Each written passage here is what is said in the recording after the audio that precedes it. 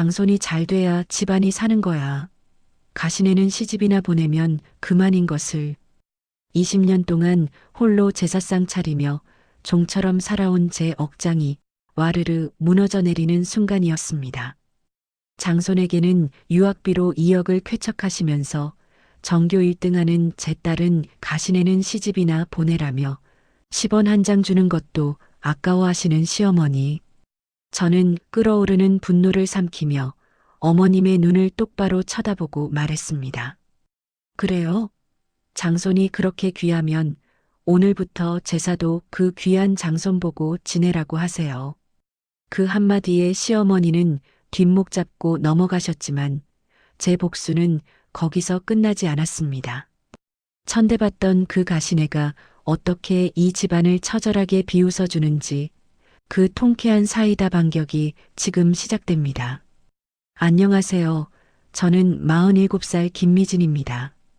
지금부터 제가 들려드릴 이야기는 시댁의 종노릇을 자처했던 미련한 여자가 어떻게 그 지독한 시월드라는 감옥을 탈출했는지에 대한 처절하고도 통쾌한 탈출기예요.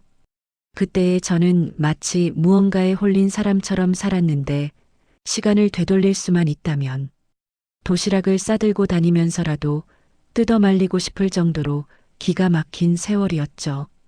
제 불행의 서막은 결혼 초 돈 좀 아껴보겠답시고 시댁에서 걸어서 딱 10분 거리인 전세금이 저렴한 빌라의 신혼집을 구하면서 시작됐던 것 같아요.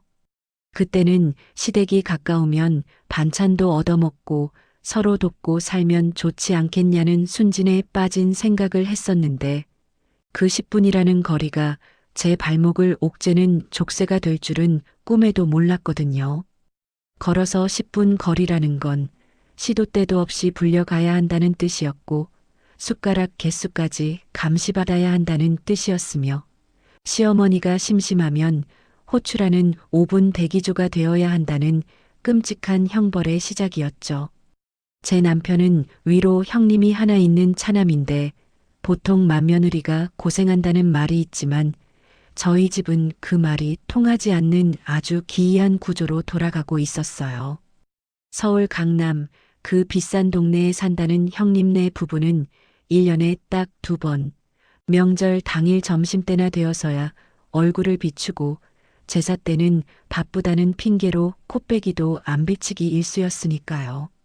덕분에 1년에 8번이나 돌아오는 제사와 2번의 명절, 거기에 시어머니 생신상까지 합치면 무려 10번이 넘는 집안의 큰 행사는 오롯이 저 혼자 감당해야 하는 몫이 되어버렸죠.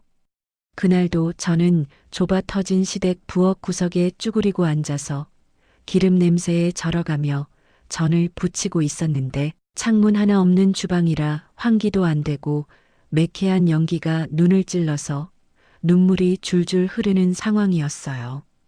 허리 디스크 시술을 2번이나 받아서 오래 앉아 있으면 다리가 저려오고 골반이 끊어질 듯 아파오는데 시어머니는 거실 소파에 비스듬히 누워 리모컨을 돌리며 부엌 쪽은 쳐다보지도 않고 툭 내뱉으시더라고요. 예, 전 부치는 냄새가 영 시원찮다. 저번처럼 태워 먹지 말고 노릇노릇하게 좀 잘해봐라. 우리 장손이 입맛이 까다로워서 탄 거는 입에도 안 되는 거 알지? 저는 뜨거운 프라이팬 위에서 지글거리는 돼지고기전을 뒤집개로 꾹꾹 누르며 치밀어 오르는 화를 억누르느라 입술을 꽉 깨물었는데 장손 타령은 20년이 지나도 레퍼토리가 바뀌지를 않으니 기가 막힐 노릇이었죠. 정작 그 귀한 장손놈은 코빼기도 안 보이고 엉뚱한 제가 이 고생을 하고 있다는 사실이 억울해서 미칠 지경이었는데 시어머니 눈에는 며느리의 고통 따위는 안중에도 없고 오로지 제사상에 올라갈 음식 퀄리티만 중요한 것 같았죠. 제가 아픈 허리를 두드리며 잠시 일어선 채로 스트레칭이라도 하려고 하면 어김없이 날카로운 지적이 날아와서 가슴에 비수처럼 꽂히곤 했거든요. 젊은 애가 벌써부터 아이고 소리를 입에 달고 살아서 쓰겠냐? 나 때는 애 없고 밭일하고 와서 제사상 다 차렸다. 요즘 것들은 참을성이 없어서 큰일이야. 제 나이가 40 중반이었는데 언제까지 젊은의 소리를 들으며 엄살 부리는 사람 취급을 받아야 하는지 모르겠지만 이 집안에서 저는 영원히 철없는 막내 며느리 취급을 벗어날 수 없나 보다 하고 체념하곤 했어요. 제가 땀을 뻘뻘 흘리며 꼬치전을 끼우고 있을 때 거실에 있던 남편이 슬그머니 부엌 입구로 다가와서 눈치를 살폈어요. 이 남자는 형에 대한 자격지심이 있어서 그런지 시어머니 앞에서는 찍소리도 못하고 그저 제가 묵묵히 일하는 걸 당연하게 여기는 사람이었거든요. 남편이 물 한 잔 마시러 온 척하면서 제 옆에 서더니 목소리를 잔뜩 낮춰서 속삭였습니다. 여보, 많이 힘들지? 형네가 이번에는 좀 일찍 온다고 했으니까 조금만 참아봐. 내가 집에 가서 안마해 줄게. 저 뻔한 거짓말에 속아 넘어간 세월이 20년인데 그 소리가 위로가 되기는커녕 염장을 지르는 소음으로 들려서 저도 모르게 남편을 쏘아보며 눈으로 욕을 퍼부어줬죠. 머쓱했는지 다시 거실로 도망가 버리는데 저런 남자를 믿고 평생을 살아온 제가 너무나 한심해서 동그랑땡 반죽을 괜히 더 세게 치대며 분풀이를 했어요. 그때 거실 전화기가 요란하게 울리더니 시어머니가 전화를 받으셨는데 수화기 너머로 들려오는 목소리가 형님인 게 분명하더라고요. 형님은 늘 그렇듯 교양 있는 척, 우아한 척 온갖 가식적인 목소리로 차가 막혀서 늦겠다는 뻔한 핑계를 대고 있었을 게 뻔했거든요. 전화를 끄는 시어머니가 부엌으로 성큼성큼 걸어오시더니 제가 부쳐놓은 전을 손으로 집어드시면서 인상을 팍 쓰시며 말씀하셨죠. 큰애가 차가 너무 막혀서 저녁 늦게나 도착한다더라. 너는 음식 좀 빨리빨리 해서 상 차릴 준비나 해라. 우리 장손 배고프면 안 되니까 오면 바로 먹일 수 있게 갈비찜은 데워놓고. 며느리가 하루 종일 기름 냄새 맡으며 고생하는 건 안쓰럽지 않고 늦게 오는 장손은 배고플까봐 걱정하는 시어머니의 이중적인 태도에 속에서 천불이 났지만 그때의 저는 바보처럼 묵묵히 고개를 끄덕일 수밖에 없었어요. 사실 형님네가 늦게 온다는 건 저에게는 더 많은 일거리가 생긴다는 뜻이고 뒷정리까지 제 독차지가 된다는 사형 선고나 다름없었으니까요. 그때 제 딸 수아가 방에서 나오더니 제 옆에 쭈그리고 앉아서 계란물을 무치는 걸 도와주려 했어요. 전교 1등을 놓치지 않는 똑똑한 아이지만 할머니 눈에는 그저 둘째 아들의 딸이라는 이유로 찬밥 신세를 면치 못하는 불쌍한 내 새끼를 보니까 가슴이 미어지더라고요. 고사리 같은 손으로 전을 부치겠다는 딸아이의 손을 잡아 끌어 방으로 들여보내며 책이나 더 보라고 등을 떠밀었는데 그 뒷모습을 보는 제 마음이 오죽했겠어요? 다시 부엌으로 돌아와 쌓여있는 설거지거리를 보는데 갑자기 눈앞이 핑 돌면서 현기증이 일어나는 것 같았죠. 20년 동안 이 짓을 하면서 제가 얻은 거라곤 굽은 허리와 쑤시는 손목, 그리고 화병밖에 없는데 도대체 저는 무엇을 위해서 이렇게 미련하게 버티고 있었던 걸까요? 시어머니는 거실에서 콧노래를 부르며 텔레비전을 보고 계시고 남편은 소파에 누워 코까지 골며 자고 있는데 저 혼자 이 전쟁터 같은 부엌에서 사투를 벌이고 있는 그 상황이 너무나도 비현실적으로 느껴지더라고요. 기름 냄새에 속이 울렁거려서 창문을 조금 열려고 손을 뻗었는데 녹슨 방충망 사이로 들어오는 찬바람이 뜨겁게 달아오른 제 얼굴을 식혀주는 게 그나마 유일한 위로가 되었습니다. 그래도 언젠가는 내 정성을 알아주시겠지, 언젠가는 고생했다며 따뜻한 말 한마디 건네주시겠지 하는 바보 같은 희망을 품고 저는 다시 프라이팬 위에 기름을 두르고 있었죠. 그때 그 화려한 승용차가 들어오는 소리가 들리면서 제 가슴은 쿵쾅거리고 또 얼마나 스트레스를 받을지 벌써부터 머리가 지끈거렸어요.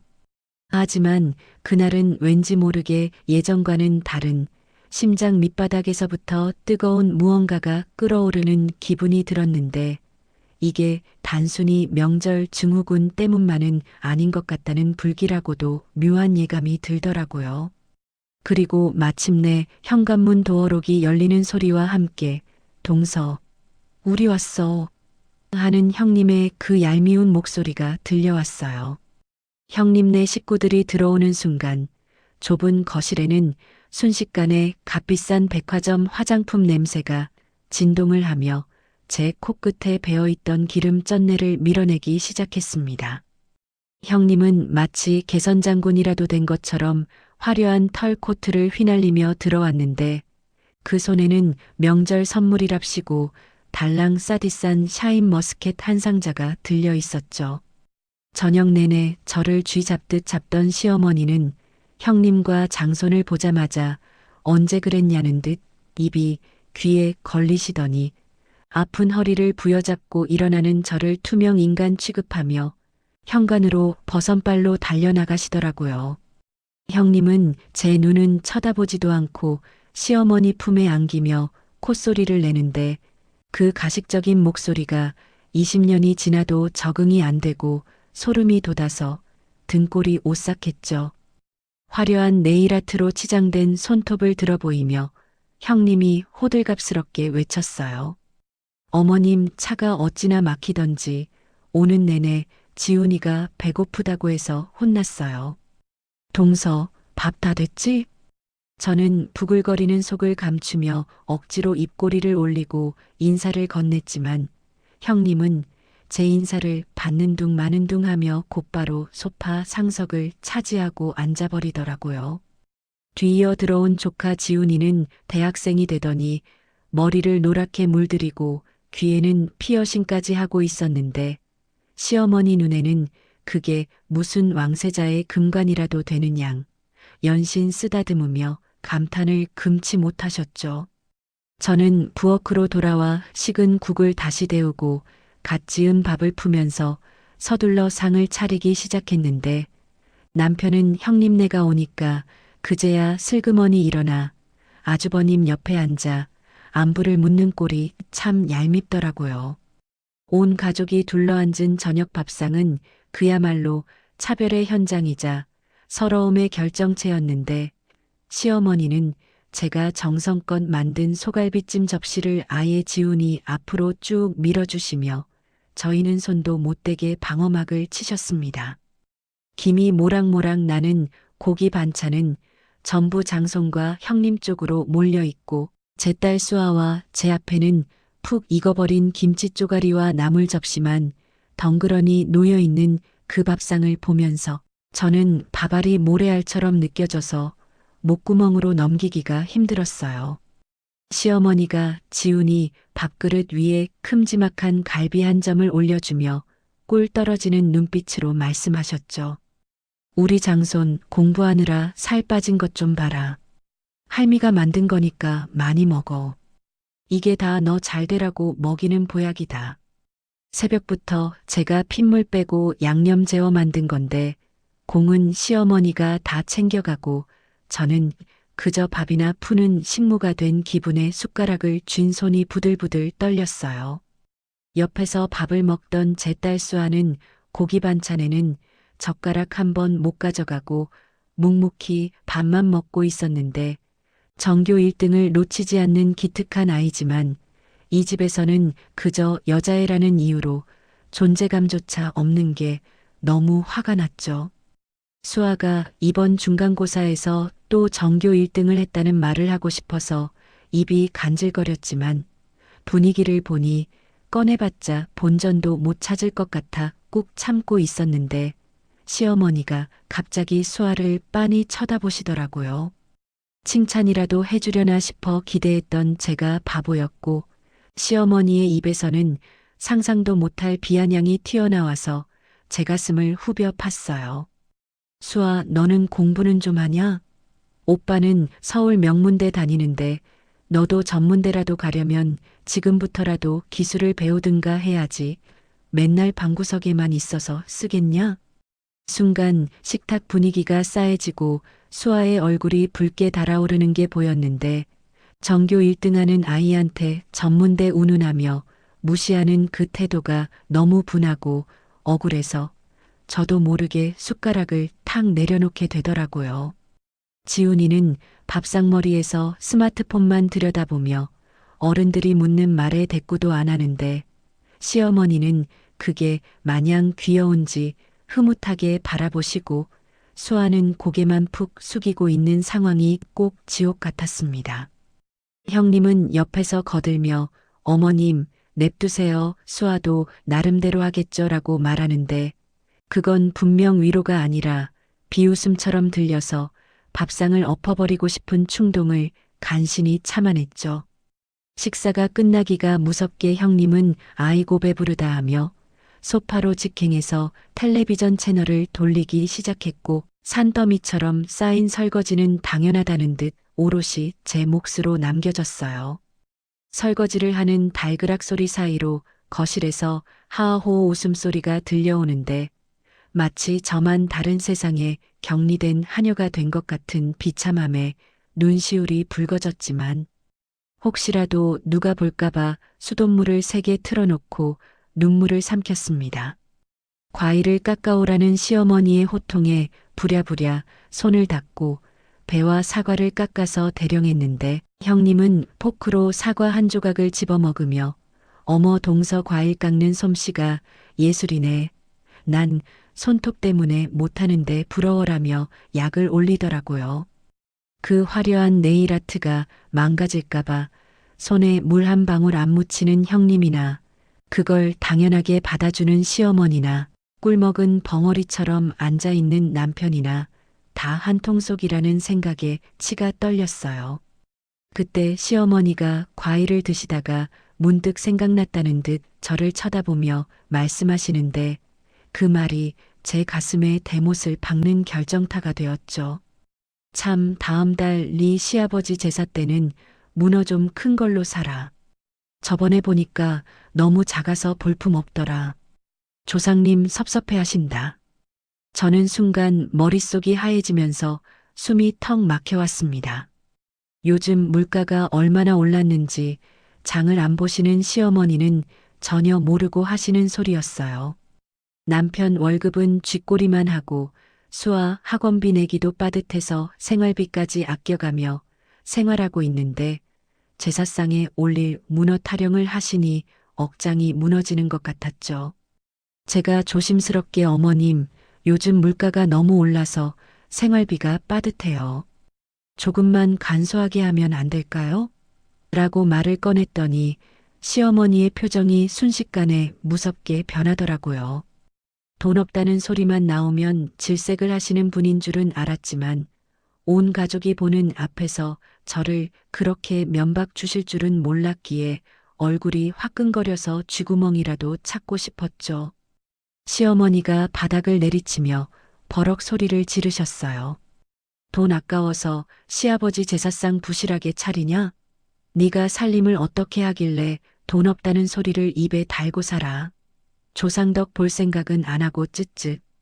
정작 명절과 제사 비용은 20년째 저희가 전액 부담하고 있고 강남 산다는 형님네는 명절에나 올까 말까 그마저도 올 때마다 빈손이거나 싸구려 과일 한 상자가 전부인데 왜 이런 타박은 제가 다 들어야 하는지 도무지 이해할 수가 없었어요. 형님은 딴청을 피우며 스마트폰만 만지작거리고 있고 아주버님은 헛기침을 하며 시선을 피하는 꼴을 보니 이 집안 식구들은 정말 구제불능이라는 생각이 들었죠. 저는 더 이상 대꾸할 힘도 없어서 알겠습니다 하고 고개를 숙였지만 속에서는 시커먼 숫덩이가 타들어가다 못해 제가 되어 흩날리는 것 같은 참담함을 느꼈어요. 밤이 깊어 잠자리에 들 시간이 되었지만 억울하고 분해서 잠은 안 오고 옆에서 코를 골며 자는 남편을 발로 차버리고 싶은 충동을 억누르며 뜬 눈으로 밤을 지새웠습니다. 이 지긋지긋한 차별과 멸시 속에서 언제까지 버틸 수 있을지, 아니 버티는 게 과연 맞는 건지 끊임없이 되물으며 저는 차가운 방바닥에 누워 천장만 바라보고 있었죠. 그날 밤은 억울해서 잠 한숨 못 자고 뒤척이다가 새벽녘에야 겨우 눈을 붙였는데 눈 뜨자마자 또 산더미 같은 설거지와 아침상 차리기가 저를 기다리고 있었습니다. 온몸은 두들겨 맞은 듯 쑤시고 아픈데 남들은 명절 연휴라고 늦잠 자고 쉴 때 저는 아침부터 남은 음식 데우고 국 끓이느라 정신이 하나도 없었어요. 형님네 식구들은 해가 중천에 뜰 때까지 늘어지게 자다가 부스스한 얼굴로 나와서는 아이고 밥 냄새 좋다며 숟가락만 얹는데 얄미워서 밥에다 소금이라도 왕창 뿌리고 싶은 심정이었죠. 아침 식사가 끝나고 남자들은 거실에서 텔레비전을 보고 형님은 시어머니와 수다를 떠는 동안 저는 부엌 싱크대 앞에서 홀로 거대한 설거지 탑과 씨름을 하고 있었죠. 물소리와 그릇 부딪히는 소리 때문에 거실 대화가 잘 안 들릴 법도 한데 그날따라 유독 시어머니와 형님의 소곤거리는 말소리가 제 귀에 선명하게 꽂히는 게 참 이상했어요. 마치 운명처럼, 아니 하늘이 저에게 제발 정신 좀 차려라 하고 신호를 보내는 것처럼 설거지물을 잠근 그 짧은 정적 속에서 충격적인 대화가 들려오더라고요. 형님이 평소보다 한 톤 더 높은 아부 섞인 목소리로 시어머니에게 은밀하게 속삭였어요. 어머님, 이번에 지훈이가 미국으로 유학을 가고 싶다는데 학비랑 체류비가 꽤 비싸서 걱정이에요. 애 기죽으면 안 되는데. 저는 젖은 고무장갑을 낀 채로 그 자리에 얼어붙어 숨죽이고 귀를 기울였는데 지훈이가 유학 간다는 소리도 처음 듣는 거라 놀랐지만 뒤이어 나온 시어머니의 대답은 제 심장을 멈추게 만들기에 충분했거든요. 시어머니는 평소 곧 죽을래도 돈 없다며 입버릇처럼 곡을 하시던 분이라 당연히 돈 없다고 딱 잘라 거절하실 줄 알았어요. 그런데 시어머니 목소리에는 일말의 망설임도 없었고 오히려 든든한 후원자라도 된 듯 당당하고 힘이 넘쳐서 제 귀를 의심할 수밖에 없었죠. 걱정 마라. 내가 적금 깬 거랑 시골 땅 판 돈 합쳐서 2억 보태줄게. 우리 장소는 큰 물에서 놀아야지. 2억이라는 단어가 제 귓가에 맴돌며 메아리치는데 순간 머릿속이 하얘지면서 손에 들고 있던 접시를 놓칠 뻔해서 황급히 싱크대 모서리를 움켜쥐고 중심을 잡아야 했어요. 지난달에 제가 생활비가 모자라고 수아 학원비가 급해서 염치불고하고 시어머니께 500만 원만 빌려달라고 사정했을 때 시어머니가 뭐라고 하셨는지 아직도 생생하게 기억나거든요. 내가 늙어서 무슨 돈이 있냐. 너희는 맨날 나만 뜯어먹으려고 하냐? 며 매몰차게 거절하시고는 문전박대하셨던 그분이 장손 유학비로는 2억을, 그것도 망설임 없이 쾌척하신다는 사실에 피가 거꾸로 솟는 것 같았죠. 저는 배신감에 온몸이 부들부들 떨려서 서 있을 힘조차 없었지만 혹시라도 들킬까봐 숨을 죽이고 계속해서 그들의 대화를 엿들을 수밖에 없었어요. 시어머니는 마치 위대한 결단이라도 내린 사람처럼 비장하게 덧붙이셨어요. 장손이 잘 돼야 집안이 사는 거야. 기둥 뿌리를 뽑아서라도 밀어줘야지. 내가 죽기 전에 우리 지훈이 성공하는 거 보는 게 소원이다. 형님은 감동받은 척 콧소리를 내며 어머님 최고예요. 지훈이도 할머니 은혜 절대 안 잊을 거예요 라며 아양을 떠는데 그 가증스러운 고부의 모습에 구역질이 올라올 지경이었어요. 그동안 제사 비용 한 푼 안 보태면서 우린 형편이 어려워서 라고 징징대던 형님은 아들을 미국으로 유학을 보내려 준비 중이었고 심지어 시어머니는 2억을 보태준다니. 제가 그동안 얼마나 바보 천치처럼 속고 살았는지 뼈저리게 느껴졌습니다. 저는 그동안 시어머니가 정말 돈이 없어서 그러시는 줄 알고 제 용돈도 줄이고 먹을 거 안 먹어가며 시댁 살림 채워넣고 병원비까지 대드렸는데 그 모든 게 저 혼자만의 헛된 효심이었다는 걸 깨닫는 순간 허무함이 밀려왔죠. 그런데 시어머니의 입에서 나온 다음 말은 저를 단순히 허무하게 만드는 걸 넘어서 사리까지 느끼게 만들 정도로 잔인하고 충격적이었어요. 목소리를 한껏 낮추셨지만 부엌에 숨어 있는 제 귀에는 그 어떤 고함보다 더 크고 또렷하게 들려와서 가슴을 난도질했거든요. 시어머니가 주변을 살피듯 목소리를 죽이며 형님에게 당부하셨어요. 근데 이건 수아네한테는 절대 비밀로 해라. 걔들은 쪼잔해서 알면 난리 난다. 괜히 시끄러워지면 골치 아프니까 너랑 나만 아는 거야. 20년 동안 묵묵히 헌신한 저를 두고 쪼잔하다니요. 제가 500만 원 빌려달라고 했을 때 돈 없다고 거짓말하시던 그 뻔뻔한 얼굴과 뒤로는 장손에게 2억을 쥐어주며 비밀로 하라고 입단속시키는 그 이중적인 모습에 저는 인간에 대한 환멸까지 느꼈어요. 그 순간 수아가 작년에 태블릿 PC가 필요하다고 했는데 형편이 안 돼서 못 사줬던 기억이 주마등처럼 스쳐 지나가며 눈물이 핑 돌더라고요. 친구들은 다 가지고 있는데 자기만 없어도 불평 한마디 안 하고 낡은 노트에 필기하며 공부하던 내 딸 수아.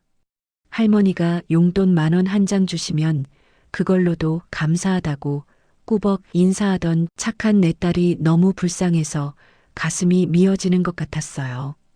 수아는 할머니한테 사탕 한 알도 제대로 못 얻어먹고 컸는데 형님네 아들은 할머니 돈으로 유학 가고 호강하며 산다는 이 기막힌 현실을 도대체 어떻게 받아들여야 할지 막막하기만 했거든요. 저는 끓어오르는 분노를 주체하지 못해 당장 거실로 뛰쳐나가 어떻게 이러실 수 있냐고 소리치고 싶었지만 그랬다가는 오히려 엿들었냐며 적반하장으로 나올 게 뻔해서 억지로 참아야만 했습니다. 떨리는 손으로 그릇을 헹구면서 흐르는 눈물과 콧물을 닦아내지도 못한 채 소리 죽여 울었는데 싱크대 물소리에 제 울음소리가 묻혀서 다행이라는 생각이 들 정도로 비참했죠. 설거지를 마치고 아무 일도 없었던 것처럼 과일 쟁반을 들고 거실로 나갔을 때 시어머니와 형님은 언제 그런 얘기를 했냐는 듯 시치미를 뚝 떼고 화기애애하게 웃고 계시더라고요. 형님은 저를 보며 동서, 설거지 다 했어? 과일 좀 줘봐라며 얄밉게 손을 내미는데 그 손가락을 확 꺾어버리고 싶은 충동을 느끼며 접시를 내려놓았어요. 시어머니는 저를 쳐다보지도 않고 지훈이 머리만 쓰다듬으며 우리 장손, 성공해서 꼭 할미 호강시켜줘라고 하시는데 그 모습이 너무 역겨워서 토끼가 올라오는 걸 간신히 참았습니다. 집으로 돌아오는 차 안에서 남편은 아무것도 모르고 이번 명절 무사히 넘겼네. 당신 수고했어라며 실없는 소리를 하는데 저는 대꾸할 가치도 없어서 창밖만 바라보며 이를 악물었어요. 밤이 되어 자려고 누웠지만 시어머니의 이역과 쪼잔해서 알면 난리 난다는 그 목소리가 귓가에서 떠나지 않아 심장이 터질 것만 같아서 이리저리 뒤척였죠. 옆에서 세상 모르고 자는 남편이 미치도록 원망스럽고 저를 바보 취급하며 기만해온 시댁 식구들에 대한 복수심이 불타올라 도저히 잠을 이룰 수가 없더라고요. 결국 저는 새벽녘에 벌떡 일어나 냉수 한 사발을 들이켜며 결심했어요. 더 이상 이렇게는 못 산다고, 이 지긋지긋한 호구짓을 끝내야겠다고, 그리고 내가 받은 고통과 모멸감을 반드시 되돌려주겠다고 다짐하며 주먹을 불끈 쥐었습니다. 뜬 눈으로 밤을 지새우고 맞이한 아침 공기는 유난히 차갑고 날카로워서 마치 제사를 베어내기라도 할 듯 서늘하게 느껴지더라고요. 출근 준비를 하는 둥 마는 둥 하다가 회사에 전화를 걸어 몸살 기운이 심해 반차를 쓴다고 둘러대는데 수화기를 쥔 손이 어찌나 덜덜 떨리던지 툭 치면 와르르 무너져 내릴 것만 같은 상태였어요. 남편은 제가 어디 아픈 줄로만 알고 약 사다 줄까? 하며 빈 껍데기 같은 위로를 건네는데 그 무심한 얼굴을 보니까 이 사람을 믿고 살아온 20년 세월이 허공에 흩어지는 먼지처럼 부질없게 느껴져서 대꾸조차 하기 싫었죠. 남편이 출근하자마자 저는 옷매무새를 다듬고 비장한 각오로 현관문을 나섰는데 엘리베이터 거울 속에 비친 제 얼굴은 푸석푸석하고 눈밑이 퀭한 게 영락없는 폐잔병 꼴이라서 헛웃음이 나왔습니다. 하지만 눈빛만큼은 그 어느 때보다 서늘하게 빛나고 있었고 뱃속 깊은 곳에서는 뜨거운 용암 덩어리가 울컥울컥 솟구쳐 오르는 게 느껴져서 운전대를 잡은 손에 힘이 들어갔어요. 시댁으로 향하는 차 안에서 저는 수만 가지 생각을 떠올렸는데 갓난쟁이 수아를 업고 시댁 제사 음식을 하러 가던 날의 기억부터 돈이 없어 쩔쩔매던 저를 벌레 보듯 쳐다보던 시어머니의 경멸 어린 시선까지 그 모든 모욕의 순간들이 파노라마처럼 스쳐 지나가며 제 심장을 난도질했습니다. 차창 밖으로 보이는 풍경은 무심하게도 평화롭고 햇살은 눈부시게 쏟아지는데 제 속은 시커멓게 타들어가서 숯덩이가 되어버린 것 같은 이 괴리감이 저를 더 미치게 만들었죠. 현관문 앞에 서서 초인종을 누르기 직전 심장이 터질 듯 쿵쾅거려서 잠시 숨을 골라야만 했는데 이건 두려움이라기보다는 곧 터질 폭탄을 안고 있는 사람의 긴장감 같은 거였죠. 딩동 하는 초인종 소리가 정막을 깨고 울려 퍼지자 안에서 시어머니의 느릿한 발걸음 소리가 들려오는데 그 발소리 하나하나가 제 가슴을 짓밟는 군화 발소리처럼 느껴져서 입술을 꽉 깨물었어요. 시어머니는 문을 열어주시며 떨떠름한 표정으로 저를 위아래로 훑어보시더니 반가움이라고는 눈을 씻고 찾아봐도 없는 목소리로 툭 내뱉으시더라고요. 네가 이 시간에 연락도 없이 웬일이냐? 회사 안 갔냐? 현관을 들어서는 순간 코를 찌르는 시댁 특유의 냄새와 거실 한 구석에 놓인 고급 안마의자가 눈에 들어오자마자 속이 뒤집히는 것 같았어요. 저 안마의자도 작년에 남편이 어머니 허리 아프시다는데 우리가 효도 한번 하자며 할부로 긁어준 건데 정작 돈 대준 며느리는 문전박대하고 돈 뜯어가는 장손한테는 2억을 퍼준다는 사실이 떠올라 피가 거꾸로 솟았습니다.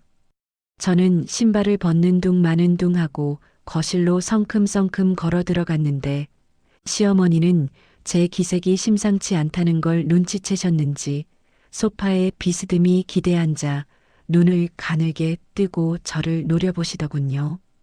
평소 같았으면 어머님 식사는 하셨어요? 하고 굽신거렸겠지만 오늘만큼은 그럴 기분도 아니었고 그럴 필요도 없다는 생각에 저는 식탁 의자를 끌어다가 시어머니 정면에 딱 버티고 앉았어요.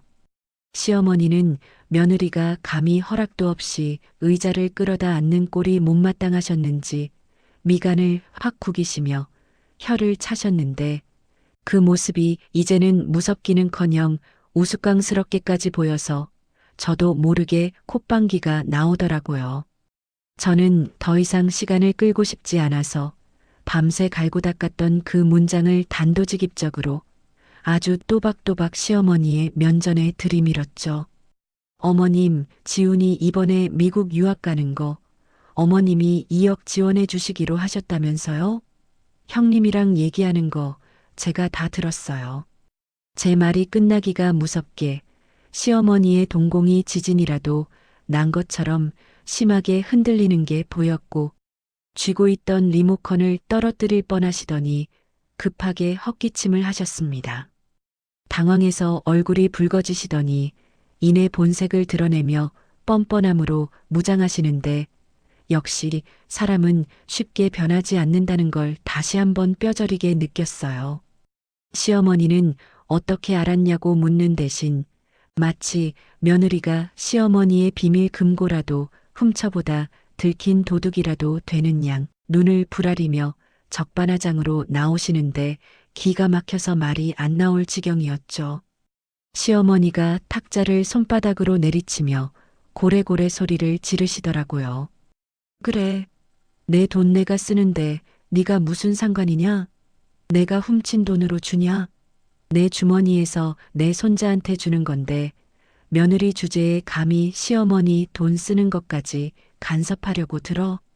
며느리 주제에라는 그 말이 제 이성의 끈을 툭 하고 끊어놓으려고 했지만 저는 가까스로 심호흡을 하며 떨리는 목소리를 가라앉혔어요. 저는 억울함에 눈시울이 붉어지는 걸 꾹 참고 최대한 냉정한 목소리로 따져 물었어요. 어머님, 저한테는 500만 원도 없어서 못 빌려주신다면서요. 20년 동안 제사 모시고 어머님 병수발까지 다 든 건 저예요. 형님은 1년에 2번 명절에 와서 밥만 먹고 가는데 어떻게 이러실 수가 있어요? 제 말이 끝나기도 전에 시어머니는 콧방귀를 뀌며 너희가 하는 게 뭐 있다고 유세냐 하며 비아냥거리시는데 그 태도가 너무나 당당해서 제가 헛것을 보고 있나 싶을 정도였죠. 시어머니 논리에 따르면 장남내는 존재만으로도 집안의 기둥이고 든든한 버팀목이지만 차남내는 형을 받쳐주는 부속품에 불과하다는 거였죠. 매달 생활비 꼬박꼬박 보내드리고 철마다 보약해다 바치고 주말마다 와서 청소해드리는 저의 노력은 당연한 의무이고 1년에 2번 와서 용돈 10만 원 쥐어주는 장남의 행동은 지극한 효도로 둔갑하는 이 기가 막힌 이중 잣대 앞에서 저는 할 말을 잃었어요. 시어머니는 제가 꿀먹은 벙어리처럼 앉아 있으니 기세가 등등해져서는 마치 훈계하듯 거만한 표정으로 못을 박으시더라고요. 장손이 잘 돼야 집안이 사는 거야. 기둥 뿌리를 뽑아서라도 밀어줘야지. 너희는 쪼잔하게 굴지 말고 주제 파악이나 해라. 지훈이가 나중에 성공하면 너희도 다 덕볼 날이 있을 거다. 덕을 보기는커녕 빚이나 안 떠안으면 다행이겠다 싶었지만 저는 마지막으로 수아 이야기를 꺼내며 읍소라도 해보려고 했어요.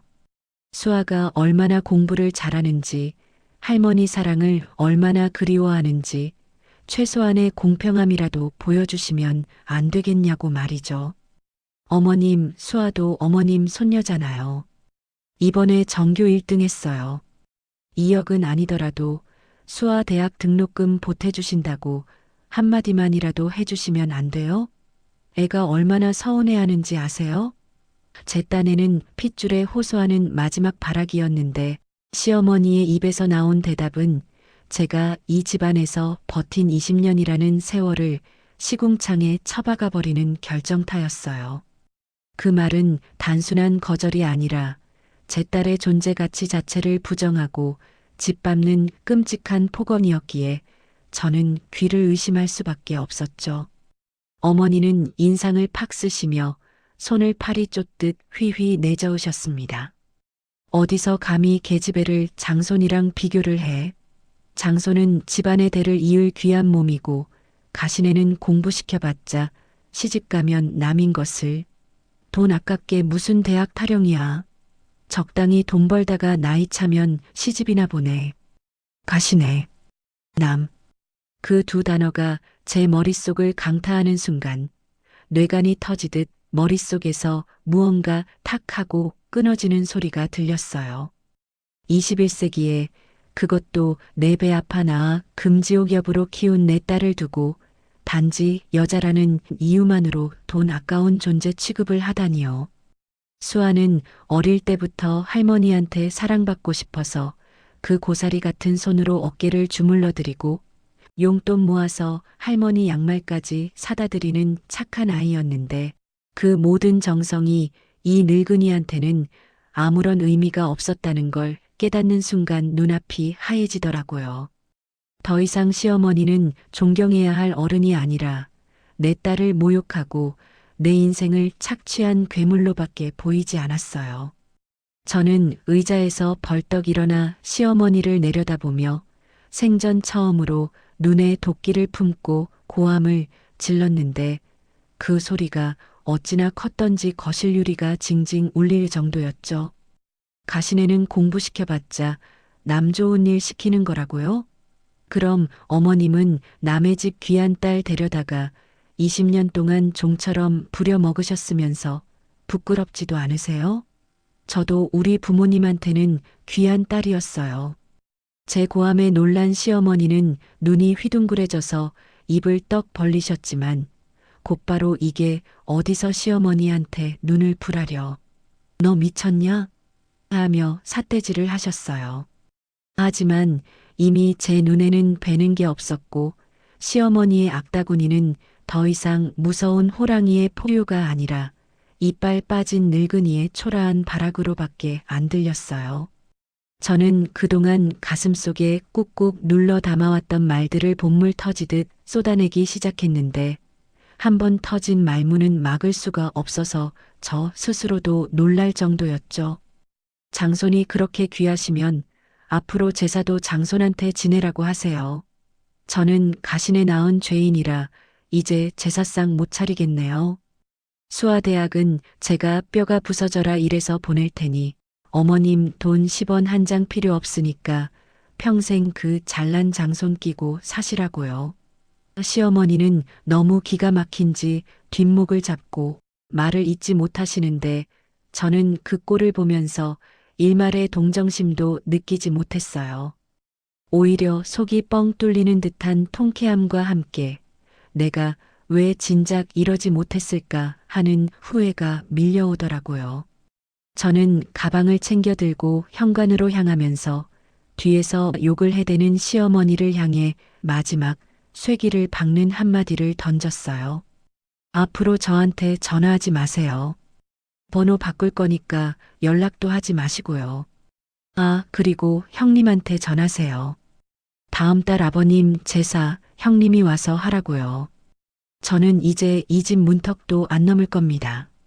현관문을 쾅 닫고 나오는데 등 뒤에서 시어머니가 저 천하의 불효막심한 년 하며 악을 쓰는 소리가 복도까지 울려 퍼졌지만 저는 뒤도 돌아보지 않았어요.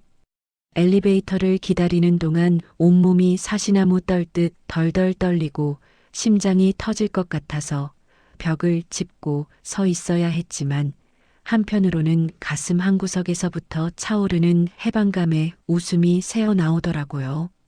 엘리베이터 거울 속에 비친 제 얼굴은 눈물이 범벅되어 엉망으로 일그러져 있었지만 그런 제 모습이 낯설면서도 반가웠어요.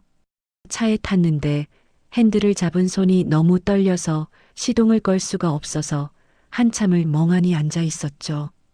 차 안의 정적 속에서 방금 제가 내뱉은 말들이 귓가에 맴돌았고 이제 정말 돌이킬 수 없는 강을 건넜구나 하는 생각에 두려움보다는 짜릿한 전율이 온몸을 감쌌어요. 20년 동안 저를 옥죄고 있던 족쇄가 풀려나가는 느낌, 마치 깊은 물속에서 허우적대다가 수면 위로 올라와 거친 숨을 몰아쉬는 것 같은 그 생생한 감각이 저를 살아있게 만들더라고요. 집으로 돌아가는 길, 라디오에서 흘러나오는 신나는 댄스 음악이 마치 제 새로운 인생을 축하해주는 행진곡처럼 들려서 저도 모르게 볼륨을 높이고 흥얼거리게 되었어요. 지나가는 풍경들이 어제와는 다르게 선명하고 다채롭게 보였고 도로 위의 차들마저 저를 위해 길을 비켜주는 것 같은 착각이 들 정도로 기분이 고조되었죠.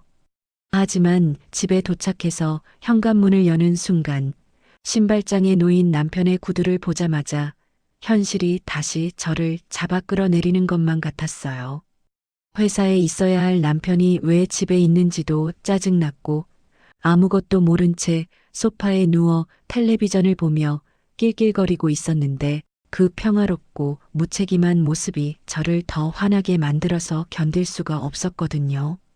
남편은 제가 씩씩거리며 들어와 텔레비전을 꺼버리고 앞에 서자 영문을 모르겠다는 표정으로 눈만 깜빡거리는데 그 맹탕 같은 얼굴을 보니 시어머니한테 당한 것보다 더한 우라가 치밀어 오르더라고요.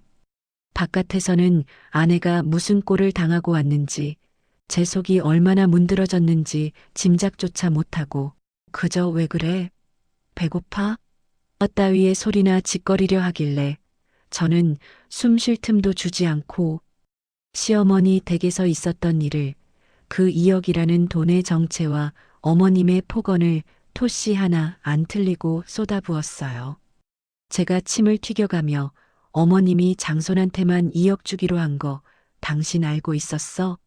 우리한테는 500만 원도 없다고 문전박대하시더니 뒤로는 형님네랑 짝짝꿍이 맞아서 우리를 바보 천치로 만들었다고 라며 소리치자 남편은 얼굴이 순식간에 사색이 되어 입을 다물지 못했습니다. 그래도 명색이 남편이니 같이 분노해주겠지. 당장 어머니한테 전화해서 따져주겠지.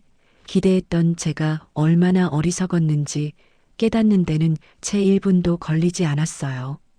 남편은 잠시 당황하는가 싶더니 이내 그 특유의 우유부단한 표정으로 돌아와서는 제 어깨를 잡으려 하며 세상에서 제일 듣기 싫은 그놈의 이해 타령을 시작했거든요. 남편이 곤란한 표정으로 제 눈을 피하며 기어들어가는 목소리로 말했죠. 여보, 진정해. 엄마가 진짜로 우리를 무시해서 그랬겠어? 형네가 워낙 어렵다고 하니까 도와주신 거겠지. 우리가 조금만 더 이해하자. 이해라는 단어가 제 고막을 때리는 순간 저는 이 남자가 내 편이 아니라 저쪽 편, 아니, 저를 착취하는 그 거대한 시스템의 가장 으뜸 가는 공범이라는 사실을 뼈저리게 확인했어요. 형네가 어렵다니요. 강남 아파트 살면서 외제차 굴리는 형네가 어렵고 20년 된 빌라에서 아등바등 사는 우리가 넉넉해서 이해를 해야 한다니 이게 말이나 되는 소린가요? 저는 남편의 손을 거칠게 뿌리치며 당신도 똑같아. 아니, 당신이 제일 나빠. 20년 동안 효도한답시고 내 등골 빼먹으면서 방관한 당신도 공범이야. 라고 악을 썼는데 그제야 남편은 사태의 심각성을 깨닫고 꿀먹은 벙어리가 되더라고요. 저는 그 자리에서 선언했죠. 이제부터 당신 집안일은 당신이 알아서 하라고. 나는 더 이상 며느리도 아니고 아내도 아니라고 그저 내 딸 수아의 엄마로만 살겠다고 못을 박아버렸어요. 그날 이후로 집안에는 살얼음판 같은 냉전이 시작되었는데 남편은 제 눈치를 보느라 집 안에서도 까치발을 들고 다니고 저는 남편을 투명인간 취급하며 말 한마디 섞지 않았습니다. 다가오는 시아버지 제사 날짜가 하루하루 가까워질수록 남편의 안색은 점점 흙빛으로 변해갔지만 저는 달력에 표시된 그 날짜를 보면서 오히려 전의를 불태우며 마음의 준비를 단단히 했어요. 제사 이틀 전 어김없이 시어머니에게서 전화가 걸려왔는데 발신자에 뜬 시어머니 네 글자를 보는 순간 예전 같으면 심장이 덜컥 내려앉았겠지만 이번에는 가소롭다는 생각마저 들더라고요. 전화를 받지 않고 무시해버리자 곧이어 문자가 날아왔는데 장 봐서 일찍 와라, 문어 큰 거 잊지 말고라는 그 뻔뻔한 내용에 헛웃음이 터져나와서 그대로 삭제 버튼을 눌러버렸죠. 남편은 옆에서 안절부절 못하며 엄마 전화 왜 안 받아? 그래도 전화는 받아야 하는 거 아니야? 라며 호들갑을 떨었지만 저는 싸늘하게 식은 눈으로 쳐다보며 그럼 당신이 장 보러 간다고 해. 난 안 가니까라고 쏘아붙이고는 방으로 들어가 버렸어요. 대망의 제사 당일 아침, 평소 같으면 새벽부터 일어나 장을 보고 음식을 준비하느라 전쟁을 치렀을 시간이지만 저는 늘어지게 늦잠을 자고 일어나 우아하게 커피를 내렸습니다. 남편은 거실을 서성거리며 제 눈치만 살피다가 제가 아무런 준비도 안 하고 있자 결국 참다 못해 다가와서 애원하듯 말을 걸더라고요. 여보, 진짜 안 갈 거야? 그래도 아버지 제사인데 오늘만 가고 다음에 얘기하면 안 될까? 오늘은 형도 온다는데 내 체면 좀 살려줘라. 체면이라니 20년 동안 아내를 식모 취급하게 놔둔 주제에 이제 와서 체면 타령을 하는 그 꼴이 너무 우스워서 커피를 뿜을 뻔했죠. 형이 온다면 더더욱 갈 이유가 없는 거 아닌가요? 이역받은 장손이랑 형님이 알아서 모시겠지. 빈털터리 차남 며느리가 가서 알짱거려봤자 조사님도 싫어하실 거라고 비꼬아주고 싶었어요. 저는 커피잔을 내려놓고 남편을 똑바로 쳐다보며 아주 차분하고 냉정하게 마지막 통보를 날렸어요. 당신 혼자가 가서 형이랑 어머니랑 오순도순 제사 지내고 밥도 얻어먹고 와. 나는 수아 데리고 나갈 거니까 찾지 마. 남편은 망치로 머리를 맞은 듯 멍한 표정으로 서 있었지만 저는 더 이상 그를 상대해 줄 시간이 아까워서 수아 방으로 들어가 수아야 오늘 엄마랑 데이트하자. 옷 입어라고 외쳤어요. 수아는 영문을 몰라 눈을 동그랗게 떴지만 엄마의 결연한 표정을 읽었는지 군말 없이 예쁜 옷으로 갈아입고 나오더라고요. 남편이 현관에서 신발도 못 신고 우물쭈물하는 꼴을 뒤로하고 저는 수아의 손을 잡고 보란 듯이 집을 나섰는데 그 발걸음이 어찌나 가볍던지 날아갈 것만 같았거든요. 엘리베이터를 타고 내려오면서 수아가 조심스럽게 엄마 할머니 댁 안 가? 아빠는? 하고 묻길래 저는 수아의 머리를 쓰다듬으며 이제 안 가도 돼. 오늘은 우리 딸 먹고 싶은 거 다 먹으러 가자라고 웃어주었죠. 우리가 향한 곳은 시내에 있는 고급 호텔 뷔페였는데 평소 가격이 부담스러워 엄두도 못 냈던 곳이지만 오늘만큼은 돈 생각 안 하고 마음껏 즐기기로 작정했거든요. 시어머니한테 500만 원 빌려달라고 구걸했던 제 모습이 떠올라 잠시 씁쓸했지만 이내 억울함을 털어버리기로 했습니다. 화려한 조명과 맛있는 음식 냄새가 가득한 뷔페에 들어서자 수아의 눈이 휘둥그레지는 걸 보니 그동안 못해준 게 미안해서 가슴 한구석이 찌릿해 오더라고요. 접시 가득 맛있는 음식을 담아와서 오물오물 먹는 딸아이의 모습을 보며 너무나 행복했죠. 창밖으로는 붉은 노을이 지고 있었는데 저기 어딘가 시댁에서는 지금쯤 제사가 시작될 시간이라 한바탕 난리가 났을 걸 상상하니 밥맛이 꿀맛이더라고요. 아마 시어머니는 제가 안아서 펄쩍 뛰고 계실 테고 형님은 음식 준비가 안 돼서 발을 동동 구르고 있을 테고 남편은 그 사이에서 쥐구멍을 찾고 있겠죠.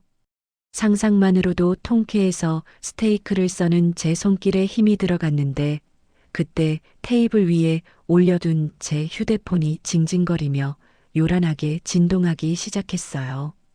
액정을 확인해 보니 예상대로 시어머니의 이름이 떠 있었고 뒤이어 부재중 전화 알림이 10통, 20통 쉴 새 없이 쌓여가기 시작하더라고요. 시계를 보니 저녁 7시 딱 제사 지낼 시간이었는데 음식이 없으니 제사를 못 지내고 다급해진 시어머니가 이성을 잃고 전화를 걸어대시는 게 눈에 선했죠. 수아가 걱정스러운 눈빛으로 엄마, 할머니 전화 아니야? 안 받아도 돼? 라고 물었지만 저는 여유롭게 물 한 모금을 마시고 미소를 지어 보였어요. 지금 전화를 받으면 저쪽에서 얼마나 길길이 날뛸지 뻔했지만 이번에는 피하지 않고 정면으로 맞서서 확실하게 끝을 맺어줘야겠다는 생각이 들었거든요. 지금까지의 저는 시어머니 전화가 오면 네, 어머님하고 굽신거리기 바빴지만 오늘의 저는 더 이상 그 옛날의 호구 며느리가 아니니까요. 저는 심호흡을 깊게 한번 하고 떨리는 손끝에 힘을 주어 통화 버튼을 눌렀는데 수화기를 귀에 대기도 전에 시어머니의 찢어지는 듯한 고함 소리가 고막을 뚫고 들어왔습니다.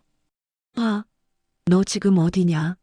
제사 시간 다 됐는데 안 오고 뭐 하는 거야? 음식은? 문어는 어디 있어? 주변이 조용한 걸 보니 온 식구가 다 모여서 제 전화만 기다리고 있었던 모양인데 그 다급하고 분노에 찬 목소리를 듣자 오히려 제 마음은 차분하게 가라앉았어요. 호텔 로비의 잔잔한 클래식 음악과 시어머니의 악다구니가 묘하게 대비되면서 지금 이 상황이 저에게는 현실이 아닌 한 편의 코미디 영화처럼 느껴지기 시작했습니다. 저는 수아에게 잠깐만 하는 손짓을 보내고 자리에서 일어나 조용한 복도 쪽으로 걸음을 옮겼는데 또각또각 울리는 제 구두 굽소리가 마치 전쟁터로 나가는 장군의 발걸음처럼 비장하게 들렸죠. 이제 드디어 때가 왔구나. 20년 묵은 채증을 한 방에 날려버린 기회가 왔구나 하는 생각에 입꼬리가 저절로 올라가더라고요. 전화기 너머에서는 빨리 말 안 해. 너 미쳤어. 하며 계속 소리를 지르고 계셨지만 저는 그 소음을 잠재울 준비된 한마디를 장전하고 입을 열었어요. 어머님, 제가 며칠 전에 댁에 찾아가서 분명히 말씀드렸잖아요. 저 제사 안 간다고요. 제 말 농담으로 들으셨어요? 제 말이 끝나자마자 수화기 너머에는 잠시 정적이 흘렀는데 아마 너무 놀라서 할 말을 잃으신 것 같았어요. 그러다 곧이어 이게 미쳐도 단단히 미쳤구나. 네가 며느리로서 도리를 다해야지 어디서 망발이냐. 당장 와서 무릎 꿇고 빌어라. 하며 길길이 날뛰시는데 그 목소리가 어찌나 떨리던지 혈압이 오르신 게 분명해 보였죠. 저는 도리라는 단어에 코웃음을 치며 그동안 가슴속에 품고 있던 비장의 무기를 꺼내 들었어요. 밤새 머릿속으로 수없이 시뮬레이션했던 그 논리, 시어머니가 절대 반박할 수 없는 그 팩트를 이제 날려버릴 차례였으니까요. 저는 또박또박 한 글자 한 글자 힘주어 말했어요. 어머님, 장손이 잘 돼야 집안이 산다면서요? 2억이나 받아서 유학 간 장손이 그렇게 귀하면 조상님 덕도 장손이 받아야죠. 제가 지내면 부정 타서 안 돼요. 제 말에 시어머니는 그게 무슨 말버릇이냐 하며 버벅거리셨지만 저는 틈을 주지 않고 계속 몰아붙였어요. 어머님이 그러셨잖아요. 차남은 형 받쳐주는 부속품이라고. 그럼 제사도 혜택받은 장손이랑 형님이 지내야 맞는 거 아니에요? 왜 돈은 장손한테 퍼주고 제사는 돈 한 푼 못 받은 차남 며느리가 지내야 하는데요? 제 말에 시어머니는 말문이 막히셨는지 숨 넘어가는 소리만 내셨는데 옆에서 형님이 어머님 진정하세요 하며 부채질하는 소리까지 생생하게 들려오더라고요. 저는 그 소리에 더 자극을 받아서 형님 들으라는 듯이 목소리를 한 톤 더 높였죠. 형님도 거기 계시죠? 형님, 아들 유학비로 2억 받으셨다면서요. 축하드려요. 그럼 그 돈값은 하셔야죠. 오늘부터 제사상은 형님이 차리세요. 저는 손 뗄 겁니다. 그러자 수화기 너머에서 형님의 당황한 목소리가 들려왔는데 평소에 그 우아한 척하던 목소리는 온데간데 없고 쇳소리가 섞인 비명에 가까운 소리였어요. 동서, 이게 무슨 짓이야? 나 음식할 줄 모르는 거 알잖아. 지금 와서 이러면 어떡해. 음식할 줄 모르는 게 자랑인가요? 저는 코웃음을 치며 모르면 배우세요. 2억이면 요리학원을 차려도 남겠네요. 정 못하겠으면 그 돈으로 출장 뷔페 부르시던가요라고 쏘아붙였는데 속이 뻥 뚫리는 기분이었죠. 옆에서 듣고 있던 아주버님도 사태가 심각하다고 느꼈는지 재수 씨, 그래도 오늘은 와야지. 동생 체면 봐서라도 하며 끼어들려 했지만 저는 가차없이 말을 잘랐어요. 아주버님, 체면은 2억 받은 장손이 챙겨야죠. 저희 남편한테 제사 지내라고 하지 마세요. 걔도 형 받쳐주는 부속품 신세라 제사 지낼 자격도 없어요. 제 말이 끝나자 수화기 너머는 그야말로 아수라장이 되었는데 시어머니는 아이고, 아이고 하며 곡을 하시고, 아주버님은 남편한테 소리 지르고, 형님은 어떡하냐며 발을 동동 구르는 소리가 뒤섞여서 난리도 아니었습니다. 저는 이 혼란스러운 상황을 즐기며 마지막으로 결정적인 한 방을 날리기 위해 숨을 골랐어요. 이건 저뿐만 아니라 제 딸 수아를 위한 복수이기도 했기에 제 목소리에는 그 어느 때보다 힘이 실려 있었죠. 가신에 낳은 죄인이 어떻게 시댁 문턱을 밟고 시어머니를 뵐 수가 있겠어요. 저는 제 잘난 딸내미가 더 이상 상처받는 거 못 봐요. 앞으로 저희는 볼 일 없을 겁니다. 제가 할 말을 다 하고 전화를 끊으려는데 수화기 너머에서 야, 김미진 하고 악을 쓰는 시어머니의 목소리가 들렸지만 저는 가차없이 종료 버튼을 눌러버렸어요. 전화를 끊고 나니 손바닥에 땀이 흥건했지만 가슴속은 마치 태풍이 지나간 뒤의 맑은 하늘처럼 개운하고 상쾌했죠. 창가 유리에 비친 제 모습은 여전히 떨고 있었지만 입가에는 저도 모르게 승리의 미소가 번져 있었어요. 20년 동안 저를 억눌러 왔던 거대한 바위 덩어리를 마침내 밀어내고 제 자신의 목소리를 되찾은 그 순간의 희열은 말로 다 표현할 수 없을 정도였죠. 저는 다시 뷔페 테이블로 돌아가며 남편에게 문자를 보냈는데 그 내용은 아주 짧고 간결했어요. 엄마 옆에서 효자 노릇하면서 자라. 전송 버튼을 누르고 자리에 앉자. 수아가 걱정스러운 눈빛으로 엄마 괜찮아? 할머니 많이 화나셨어? 하고 묻더라고요. 저는 수아의 손을 꼭 잡으며 환하게 웃어주었어요. 엄마 괜찮아. 아니, 아주 좋아. 이제 우리 수아 눈치 안 보고 살게 해줄게. 그날 저녁 우리는 배가 터지도록 맛있는 음식을 먹으며 20년 만의 자유를 만끽했는데 그 시간은 제 인생에서 가장 달콤하고 행복한 시간이었어요. 하지만 제 예상대로 시댁의 밤은 그리 평화롭지 못했던 모양인지 식사를 마치고 나올 때쯤 형님에게서 장문의 문자가 와 있더라고요. 내용을 확인해 보니 동서, 어머님 쓰러지셨어. 뒷목 잡고 넘어가셔서 지금 응급실 가는 길이야. 빨리 와. 라는 다급한 내용이었는데 그걸 보고도 제 마음은 차가운 얼음장처럼 미동도 하지 않았어요. 예전 같으면 놀라서 튀어갔겠지만 뒷목 잡고 쓰러지는 쇼는 시어머니가 분리할 때마다 써먹는 18번 레퍼토리라는 걸 너무나 잘 알고 있었거든요. 저는 코웃음을 치며 답장도 보내지 않고 휴대폰을 가방 깊숙이 넣어버렸는데 이제 더 이상 그들의 연극에 놀아나지 않겠다는 단호한 의지의 표현이었죠. 호텔을 나와 집으로 돌아오는 길, 밤 공기는 유난히 시원했고 도시의 불빛들은 저를 응원하듯 반짝이고 있었어요.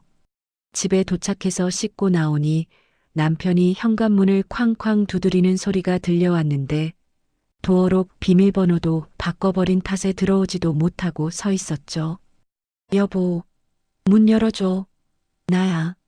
하고 애원하는 남편의 목소리가 들렸지만 저는 텔레비전 볼륨을 높이고 소파에 편안하게 누워버렸어요. 오늘은 이 승리의 기분을 방해받고 싶지 않았고 남편에게도 뼈저린 교훈을 줄 필요가 있었으니까요.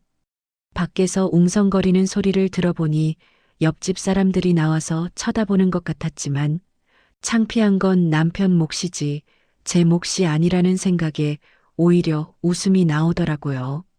그날 밤 저는 20년 만에 처음으로 다리를 쭉 뻗고 아주 깊은 잠에 들 수 있었는데 꿈속에서도 시어머니가 쩔쩔매는 모습이 나와서 자면서도 웃었던 것 같아요. 다음 날 아침 눈을 뜨자마자 느껴지는 상쾌함은 지난 20년 동안 단 한 번도 느껴보지 못한 종류의 것이었어요. 남편은 어젯밤 현관 밖에서 한참을 서성이다가 딸아이가 문을 열어줬는지 거실 소파에서 까치집 지은 머리를 하고 퀭한 눈으로 저를 쳐다보더라고요. 제가 잘 잤어? 하고 생긋 웃어주자 남편은 귀신이라도 본 듯 흠칫 놀라며 어젯밤 시댁에서 있었던 지옥 같았던 참상을 털어놓기 시작했는데 그 이야기를 듣는 제 입꼬리는 자꾸만 귀에 걸리는 걸 막을 수가 없었죠. 남편의 증언에 따르면 제가 전화를 끊고 난 직후 시댁 거실은 그야말로 폭탄 맞은 전쟁터 그 자체였다고 하더라고요. 시어머니는 전화기가 부서져라 바닥에 내동댕이 치고는 아이고, 아이고, 내가 호랑이 새끼를 키웠네 하며 대성통곡을 시작하셨고 그 바람에 안마의자 위에 있던 화분까지 깨지면서 난장판이 되었다고 해요. 형님은 그 와중에도 음식할 생각은 안 하고 어머님 혈압, 혈압 하며 시어머니 챙기는 척 연기만 하고 있었는데 시간이 7시를 넘어가자 배고픈 조카 지훈이가 아, 배고파. 제사 언제 지내? 하며 짜증을 내기 시작했다는 거예요. 그제야 발등에 불이 떨어진 시어머니가 형님에게 야, 큰애야. 냉장고에 있는 거라도 꺼내서 대충 상 차려라 하고 지시를 내렸는데 여기서부터 진짜 코미디가 시작되었다고 했죠. 평생 시댁 와서 물 한 방울 안 묻혀본 우리 형님, 냉장고를 열어보니 있는 거라곤 김치랑 밑반찬 몇 개뿐이고 제사상에 올릴 만한 건 아무것도 없어서 멘붕에 빠졌다고 해요. 결국 아주버님이 참다 못해 편의점으로 뛰어가서 소주와 편의점 족발을 사들고 왔는데 조상님이 보셨으면 기가 차서 벌떡 일어나셨을 광경이었을 거예요. 제사상에 소주와 족발을 올리는데 시어머니가 그걸 보고 이게 무슨 꼴이냐며 또다시 뒷목을 잡고 쓰러지셨다니 정말 코믹 영화가 따로 없었죠. 남편이 한숨을 푹 쉬며 말하더라고요. 형수가 밥하다가 밥솥물도 못 맞춰서 밥이 죽이 됐어. 아버지가 제사상 받고 노하셔서 꿈에 나타날까봐 무섭더라. 형은 나보고 왜 미진이 안 데려왔냐고 화내는데 내가 할 말이 있어야지. 그 말을 듣는데 어찌나 고소하던지 20년 동안 제가 차려준 밥상 받으며 왕비처럼 굴던 형님이 죽밥을 짓고 편의점 족발을 뜯으며 쩔쩔매는 꼴을 상상하니 10년 묵은 채증이 싹 내려가는 기분이었어요. 형님은 그 난리통에 설거지라도 해야 했는데 그 와중에 그릇을 몇 개나 깨먹었고 결국엔 그 비싼 네일아트가 다 벗겨져서 울상이었다고 하네요. 시어머니는 몸져 누워서 미진이 그년 오라고 해라. 내 눈에 흙이 들어가기 전에는 용서 못한다며 악담을 퍼부으셨지만 정작 죽이라도 끓여올 사람이 없으니 굶주린 배를 움켜쥐고 밤새 끙끙 앓으셨다는 후문이었죠. 남편은 그 아수라장 속에서 눈치만 보다가 나 내일 출근해야 해라는 핑계를 대고 도망치듯 빠져나왔다는데 그 비겁함마저도 귀여워 보일 정도로 기분이 좋았습니다. 저는 남편에게 보란 듯이 콧노래를 부르며 아침 식탁을 차려주었는데 평소 같으면 7첩 반상이었겠지만 오늘은 토스트 한 조각과 커피 한 잔이 전부였어요. 남편이 밥 없어? 하고 눈치를 살피길래 저는 아주 상냥하게 웃으며 대답해줬죠. 토스트면 감지덕지인 줄 알아. 쫓겨나기 싫으면 조용히 해. 남편은 아무 말도 못하고 묵묵히 토스트를 씹어 삼키는데 그 모습이 왠지 짠하면서도 통쾌해서 웃음을 참느라 혼났어요. 출근하고 나서 사무실에 앉아 있는데 점심때쯤 되니 모르는 번호로 문자가 하나 오더라고요. 내용을 보니 어머님 병원 입원하셨다. 뇌졸중 초기 증상이래. 동서 때문에 쓰러지셨으니 와서 간병해라는 형님의 문자였는데 번호를 바꿔버려서 제 번호를 모를 텐데 남편한테 물어봐서 보낸 게 분명했죠. 뇌졸중 초기라는 말에 순간 가슴이 철렁할 뻔했지만 지난밤 남편의 증언을 떠올려 보니 이건 100% 꾀병이라는 확신이 들어서 코웃음만 나왔어요. 저는 답장을 보낼까 말까 고민하다가 형님에게도 확실하게 선을 그어줘야겠다는 생각에 아주 정중하고도 뼈 있는 답장을 보냈어요. 형님 많이 놀라셨겠어요. 근데 장손 어미가 곁에 계시는데 제가 감히 어떻게 나서나요? 이역받은 효자 아들이랑 며느리가 지극정성으로 간호하면 금방 털고 일어나실 거예요. 저는 남이라서 빠지겠습니다. 전송 버튼을 누르고 바로 그 번호를 차단해 버렸는데 형님이 그 문자를 보고 길길이 날뛰었을 모습을 상상하니 오후 업무가 하나도 힘들지 않더라고요. 퇴근길에 수아랑 통화를 했는데 수아가 엄마 할머니가 나한테 카톡 보냈어라고 하길래 깜짝 놀라 내용을 물어봤어요. 시어머니가 수아한테 네 엄마가 미쳐서 할미를 죽이려고 한다. 네가 엄마 좀 말려라 이런 식으로 이간질을 시도하셨다는데 우리 똑똑한 수아의 답장이 정말 걸작이었죠. 수아는 할머니, 저희 엄마 안 미쳤어요. 그리고 저 공부해야 해서 바빠요. 지훈 오빠한테 연락하세요라고 딱 잘라 말하고 차단했다는 거예요.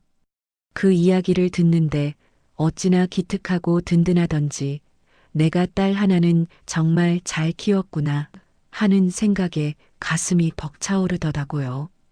며칠 뒤 남편을 통해 들은 소식은 더 가관이었는데 형님이 시어머니 병수발을 들다가 결국 폭발해서 병원을 뛰쳐나갔다는 거였어요.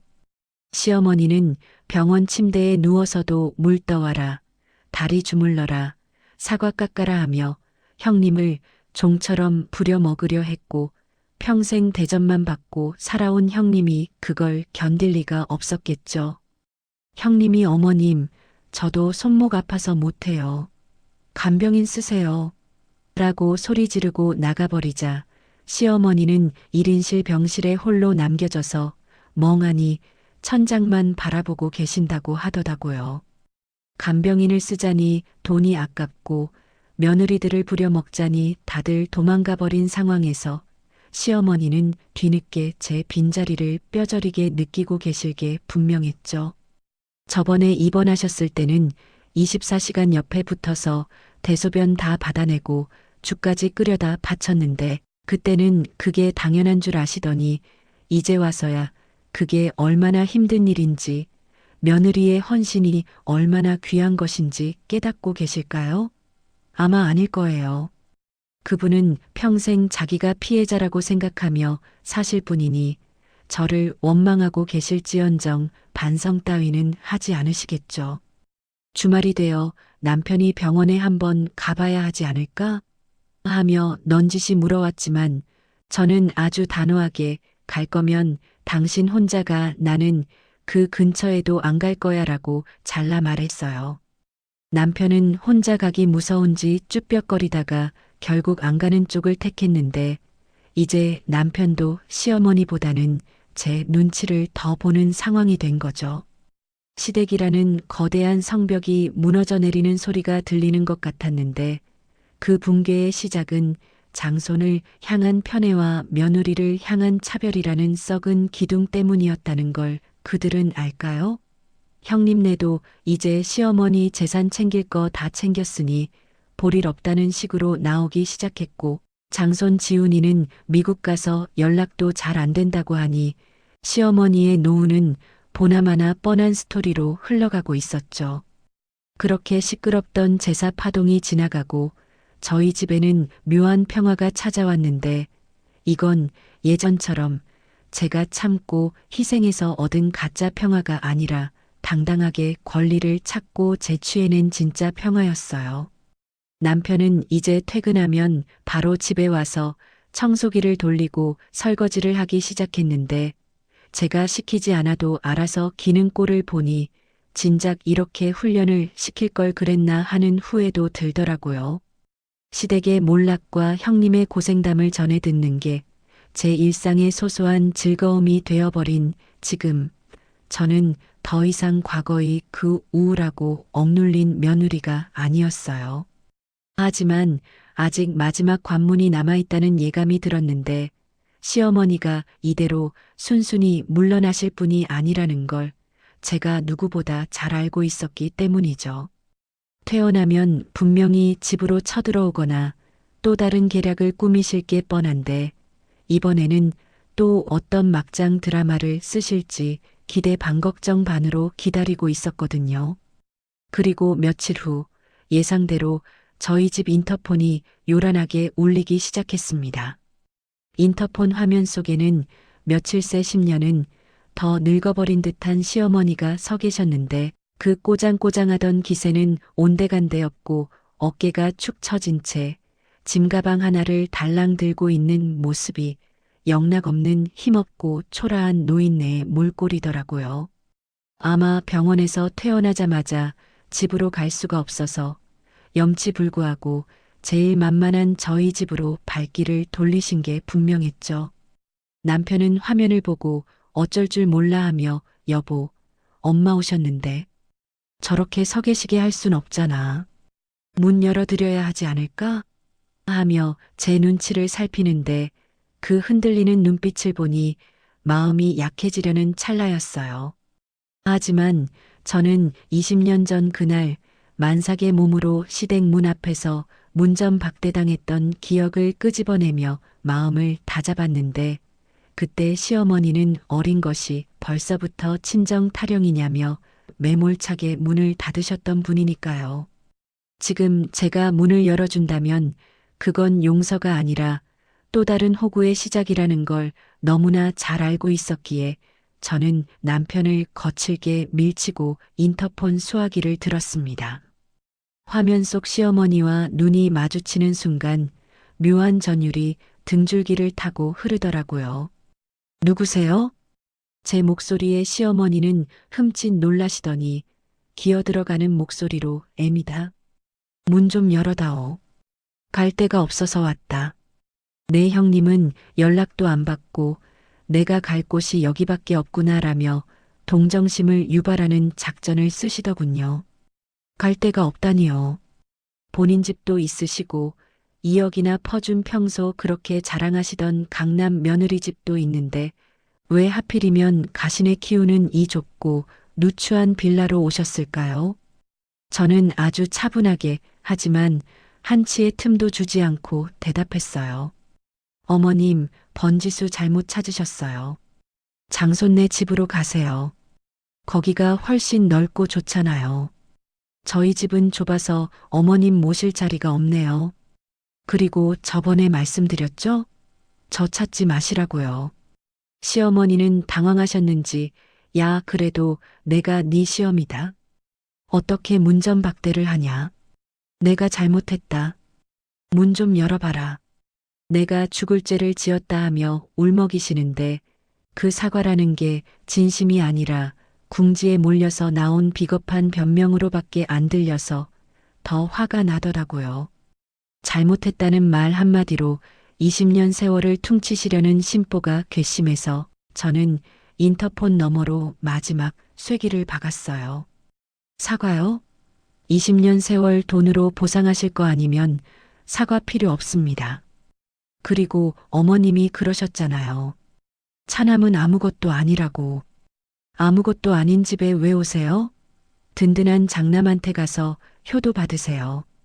저희는 어머님 안 계신 셈 치고 살 겁니다. 저는 수화기를 쾅 내려놓고 인터폰 전원까지 꺼버렸는데 밖에서 미진아, 문 좀 열어다오 하고 애원하는 소리가 들렸지만 저는 블라인드까지 쳐버리고 소파에 앉아 텔레비전 볼륨을 높였어요. 남편은 안절부절 못하며 그래도 엄마인데 밖에서 저러시다 쓰러지시면 어떻게 하며 울상을 지었지만 그러면 당신도 같이 나가서 살면 되겠네. 모시면서 효도하고 살아. 대신 이혼 도장 찍고 나가. 나 지금 진지해라고 서슬 퍼렇게 으름장을 놓으니 그제야 입을 다물고 방으로 들어가 버리더라고요. 한참 뒤에 밖이 조용해져서 베란다 창문으로 살짝 내다보니 시어머니는 온데간데 없고 썰렁한 복도만 남아 있었는데 나중에 경비실을 통해 들어보니 결국 택시를 타고 돌아가셨다고 하더군요. 그 쓸쓸하고 처량한 뒷모습을 직접 보지는 못했지만 상상만으로도 인생무상이라는 말이 절로 떠오르는 순간이었고 제 가슴 속에 남아있던 마지막 미련조차 깨끗하게 씻겨 내려가는 기분이었어요. 그날 이후로 저희 집은 정말 평온 그 자체였어요. 주말마다 시댁 호출에 시달리던 지옥 같은 스케줄이 사라지니 세상이 이렇게 아름다운 줄 미처 몰랐습니다. 저는 남편이랑 등산도 다니고 평소 배우고 싶었던 꽃꽂이 강좌도 등록해서 다니기 시작했는데 꽃을 만지는 제 손끝에서 더 이상 쩐내가 나지 않고 향기가 난다는 사실이 너무나 감격스러워서 눈물이 날 뻔했어요. 수아는 엄마가 밝아진 모습을 보고 엄마 요즘 얼굴 폈네? 이혼 안 하길 잘했다. 아빠도 요즘 좀 사람 같아졌어 하며 농담을 던지는데 그 말이 어찌나 귀엽고 웃겼는지 몰라요. 남편도 처음에는 시어머니 눈치를 보느라 전전긍긍하더니 시간이 지날수록 맛이 들렸는지 이제는 주말만 되면 여보, 우리 어디 놀러 갈까? 맛집 찾아놨어 하며 먼저 데이트 신청을 하더라고요.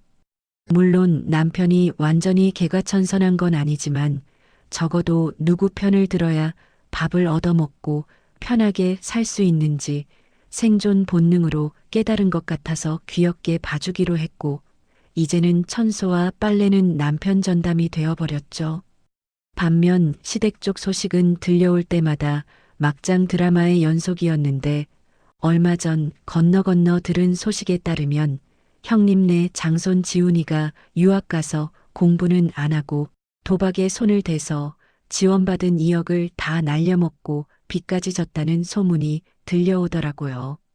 시어머니는 그 소식을 듣고 진짜로 뒷목 잡고 쓰러지셔서 병원에 실려가셨다는데 이번에는 꾀병이 아니라 진짜 쇼크였다고 하지만 뿌린 대로 거두는구나 하는 생각밖에 안 들었어요. 형님은 아들 빚 갚느라 바빠서 연락이 두절됐고 아주버님은 술로 세월을 보내다가 강경화 초기 진단을 받았다는 흉흉한 소문까지 돌았죠. 결국 시어머니는 돌봐줄 사람이 아무도 없어서 요양병원으로 모셔졌다는 이야기를 전해 들었는데 평생 장손만 바라보며 사셨던 분의 말년이 이렇게 비참하게 끝난다는 게 참 아이러니하더라고요. 남편이 면회라도 한번 가볼까? 그래도 엄마가 많이 편찮으시다는데 하고 슬쩍 물었지만 저는 단호하게 아니, 가면 또 발목 잡혀 마음 약해지지 마. 우리가 가면 병원비, 간병비 다 우리 목 될 텐데 감당할 수 있어? 라고 현실을 직시하게 해줬어요. 어차피 우리가 가봤자 돈 달라는 소리밖에 더 듣겠어요? 장손 빚 좀 갚아달라고 떼쓰실 게 뻔한데 굳이 불구덩이로 뛰어들 필요는 없으니까요. 그 다음에 수아가 서울대에 떡하니 합격했다는 합격증을 받아왔을 때 저는 20년 묵은 한이 눈 녹듯 사라지는 기분이었어요. 시어머니가 전문대라도 가겠냐, 가신에 공부시켜봤자 소용없다며 무시했던 우리 수아가 장손도 못 간 서울대에 보란듯이 그것도 장학생으로 합격해서 엄마의 자존심을 세워줬으니 이보다 더한 효도가 어디 있겠어요. 합격 소식을 듣고 남편은 펑펑 울면서 우리 딸 장하다, 아빠가 미안하다고 난리법석을 떨었고 저는 시어머니가 계신 요양병원 쪽을 향해 마음속으로 보셨어요? 이게 바로 어머님이 무시하던 가시네의 힘이에요라고 외쳤죠. 수아 입학 선물로 남편이 몰래 모아둔 비상금을 털어 최신형 노트북을 사주면서 아빠가 그동안 너무 무심했다. 앞으로 더 잘할게라고 사과하는데 그 모습을 보니 이제야 비로소 진짜 가족이 된 것 같은 따뜻함이 느껴지더라고요. 지난 봄에는 수아랑 둘이서 처음으로 해외여행을 다녀왔는데 에메랄드빛 바다를 배경으로 활짝 웃는 딸아이의 얼굴을 보면서 저는 굳게 다짐했어요. 다시는 누구에게도 휘둘리지 않고 내 인생의 주인공으로 당당하게 살겠노라고. 그리고 내 딸에게는 절대 엄마 같은 삶을 물려주지 않겠노라고 말이죠. 여행지에서 찍은 사진을 프로필 사진으로 올렸더니 형님한테서 동서, 좋아 보이네. 우리 지훈이는 한국 들어왔어. 라는 구질구질한 카톡이 왔지만 저는 읽고 바로 차단해버렸어요. 부러우면 지는 거라는데 이미 형님은 저한테 완패한 거나 다름없고 이제 와서 친한 척하려는 그 속내가 뻔히 보여서 대꾸할 가치조차 느끼지 못했어요. 가끔 시어머니 생각이 날 때도 있지만 그건 그리움이 아니라 반면교사로서의 기억일 뿐이에요. 저렇게 늙지 말아야지, 사위한테 저런 장모는 되지 말아야지 하는 교훈을 주는 존재로서만 제 기억 속에 남겨두기로 했으니까요. 이제 저는 더 이상 명절이 두렵지 않고 제사라는 단어에 경기 일으키지도 않아요. 이번 추석에는 남편이랑 수아랑 셋이서 강원도로 2박 3일 여행을 가기로 했는데 예전 같으면 전 부치느라 허리가 끊어졌을 그 시간에 동해 바다를 보며 회를 먹을 생각을 하니 벌써부터 설레서 잠이 안 올 지경이네요. 남편은 벌써 맛집 리스트를 뽑아놓고 여보, 여기 물회가 기가 막히대 하며 신나 있는데 그 모습이 밉지 않고 오히려 사랑스럽게 느껴지는 걸 보니 저도 이제 마음의 여유가 생긴 모양이에요. 저는 이제야 비로소 깨달았어요. 가족이라는 건 일방적인 희생으로 유지되는 게 아니라 서로 존중하고 배려할 때 비로소 완성된다는 것을요. 제가 20년 동안 붙들고 있었던 건 효도가 아니라 굴종이었고 제가 착한 며느리 콤플렉스를 벗어던지는 순간 비로소 우리 가족 모두가 행복해질 수 있었다는 사실을 말이죠. 혹시 지금 이 순간에도 시댁 때문에 고통받고 계신 며느리분들이 있다면 제 이야기가 조금이나마 위로가 되고 용기가 되었으면 좋겠어요. 참는 게 능사가 아니고 효도가 의무는 아니라는 걸, 그리고 나 자신을 지키는 게 가장 중요하다는 걸 꼭 말씀드리고 싶거든요. 호구 며느리 탈출 어렵지 않아요. 용기 내서 아니오라고 말하는 순간 여러분의 인생은 180도 달라질 테니까요. 저를 보세요. 20년 동안 바보처럼 살았지만 지금은 누구보다 행복하고 당당하게 제 인생을 즐기고 있잖아요. 여러분도 할 수 있어요. 더 이상 남의 인생 조연으로 살지 마시고 여러분 인생의 주인공이 되세요. 지금까지 제 길고도 험난했던 하지만 끝내 승리한 사이다 탈출기를 들어주셔서 감사합니다. 여러분 모두 10월드에서 해방되어 진정한 자유를 찾으시길 진심으로 응원할게요. 다들 행복하세요. 여러분, 정말 듣는 내내 가슴이 뻥 뚫리는 사이다 사연 아니었나요? 특히 장손에게는 2억이라는 거금을 쏟아부으면서 정작 똑똑하고 착한 손녀에게는 가시네라며 모진 말을 뱉던 시어머니의 모습에 정말 화가 많이 났는데요. 결국 할머니의 맹목적인 편애를 받던 장손은 무너지고 무시받던 손녀가 보란 듯이 명문대에 합격해 엄마의 자존심을 세워준 결말이 그 어떤 복수보다 짜릿하고 통쾌했습니다. 잘못된 차별과 편견 속에서도 딸을 훌륭하게 키워내신 사연자님의 단단한 사랑에 진심으로 박수를 보냅니다. 이제는 그 지긋지긋한 차별 없는 세상에서 따님과 함께 마음껏 행복을 누리시길 바랍니다. 사연자님의 앞날에 이제는 눈물 대신 웃음만 가득하시길, 그리고 따님과 함께 걷는 그 길이 언제나 꽃길이길 진심으로 기원하겠습니다. 미진님께 응원의 댓글을 남겨주세요. 오늘도 끝까지 함께 해주셔서 감사합니다.